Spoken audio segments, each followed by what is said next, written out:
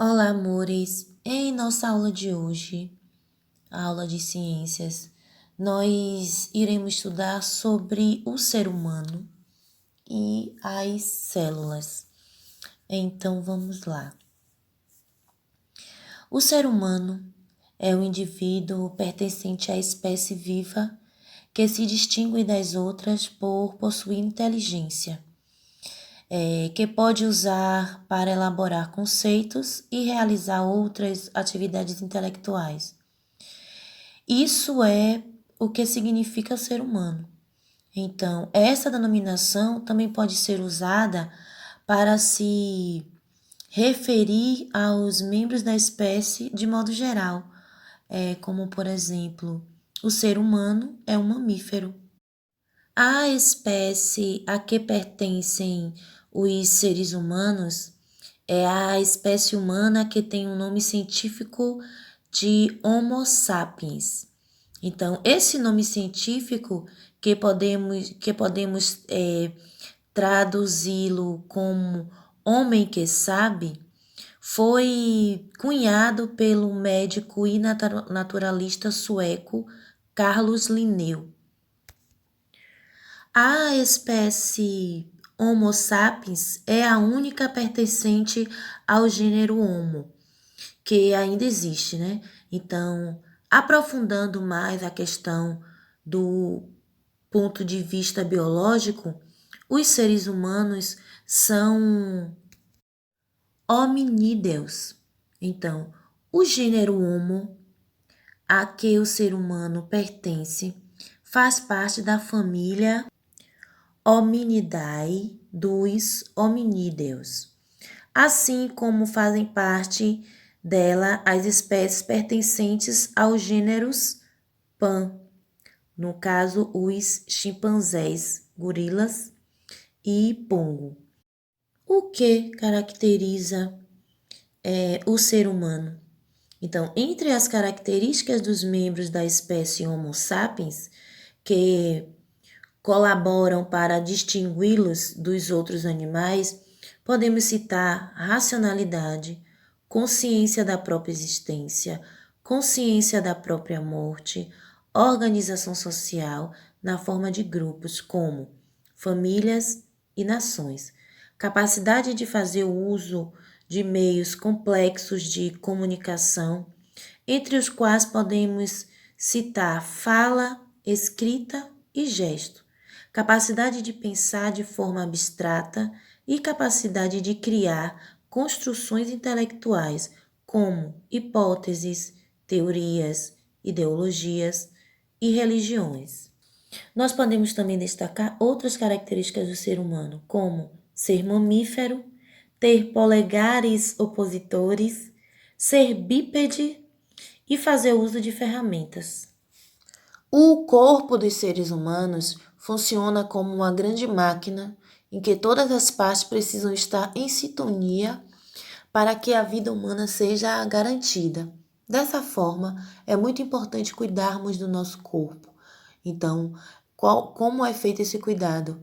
Através da prática de exercícios físicos, a alimentação e também adotando medidas saudáveis de higiene que garante o bem-estar e o bom funcionamento do corpo. É de extrema importância o cuidado com o nosso corpo, então precisamos ser tolerantes com os limites do nosso corpo, devemos perceber o quanto ele pode suportar a ação de certos exageros, no caso do uso de medicamentos, uso de substâncias tóxicas, o excesso de exercícios físicos, também depressão psicológica e extrapolar significa perigo. O ser humano é constituído de cerca de 100 trilhões de células. De todas elas, a maior é o óvulo, que possui o diâmetro de um ponto final. Então, as demais são invisíveis a olho nu. Então, nós podemos dizer que as células é a unidade estrutural dos seres vivos e cada uma tem uma função específica. Os seres vivos recebem duas classificações de acordo com a sua constituição quanto ao número de células. Então, os seres unicelulares são os seres vivos formados por apenas uma célula, exemplo, as bactérias e os protozoários. E os seres pluricelulares são os seres vivos formados por muitas células. Exemplo, nós, seres humanos, gatos, árvores, cachorros e por aí vai. Então, como eu já falei anteriormente, a célula é a unidade estrutural dos seres vivos e cada uma delas tem uma função definida. As células são constituídas por três estruturas. Nós temos a membrana plasmática ou membrana celular, que é uma espécie de película que envolve e protege a célula. Possui impermeabilidade seletiva, ou seja, ela regula a entrada e a saída de substância na célula. Através dela, a célula recebe oxigênio e nutrientes e elimina gás carbônico e outras substâncias. Na célula vegetal, além da membrana celular, existe ainda mais externamente a parede celular, que é formada de celulose. O citoplasma, a outra estrutura que forma a célula. Então, o citoplasma é a parte da célula que fica entre a membrana celular e o núcleo. É constituído por um material gelatinoso chamado de hialoplasma. O citoplasma é formado por água, sais minerais, proteínas e açúcares. No hialoplasma encontramos várias organelas, que são estruturas responsáveis por diversas atividades da célula, tais como nutrição e respiração, além do armazenamento de substâncias. Em conjunto, elas são responsáveis pela manutenção da vida. Outra estrutura celular é o núcleo, é o centro de comando das atividades celulares. Em geral, situa-se no centro da célula, como o nome já diz. É envolvido por uma membrana nuclear ou cariótica. No interior do núcleo estão os cromossomos, que guardam o material genético da célula, que é o DNA. Os cromossomos ficam mergulhados na cariolinfa ou súculo nuclear.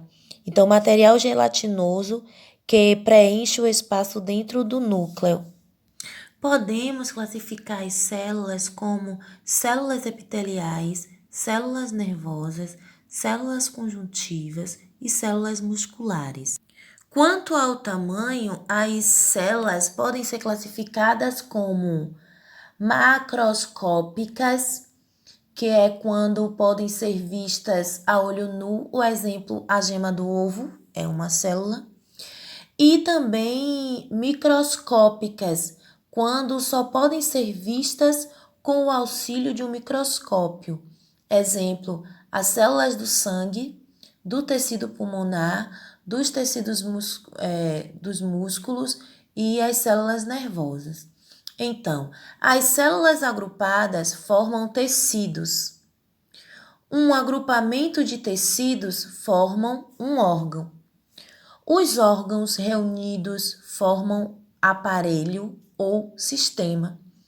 E o conjunto de aparelhos ou sistemas formam o organismo. Então, meus amores, nós vamos ficando por aqui e até a nossa próxima aula.